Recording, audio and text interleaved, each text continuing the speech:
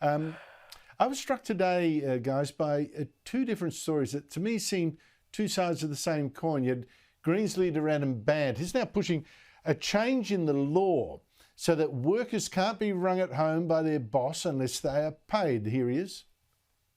People need to be able to switch off when they clock off. When people go home from work, they shouldn't have to answer phone calls or emails or texts from their employer if they're not getting paid for it.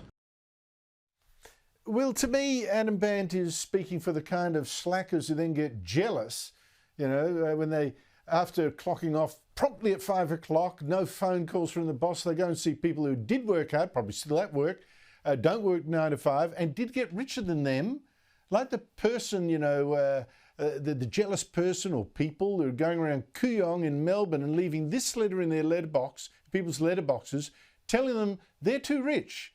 They should give up their second car or their investment property because the more you have, the less there is for others. And at the moment, you're taking more than your fair share. History teaches us that wealth inequality breeds resentment and anger. And then we'll see unrest and violence if it gets out of hand. I note the assumption here, Will, that you don't create wealth, that you simply steal it from some other people, like this letter writer, I guess. But first, what do you make of Adam Bandt saying no calls at home? Yeah, I've often thought Adam Bandt would have been a great play school host in a different life because he treats everyone like they're 4 years old.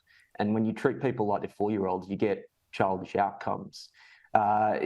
Look, this is silly, and it's also just so clearly a policy designed by someone who's never had a proper job, because it's based on these silly stereotypes that every employer has to be this evil corporate and every employee is this embattled worker, when in reality there are millions of different types of working relationships in Australia, including many small businesses that are still struggling to keep the lights on and need to have the flexibility to engage with their employees at different times.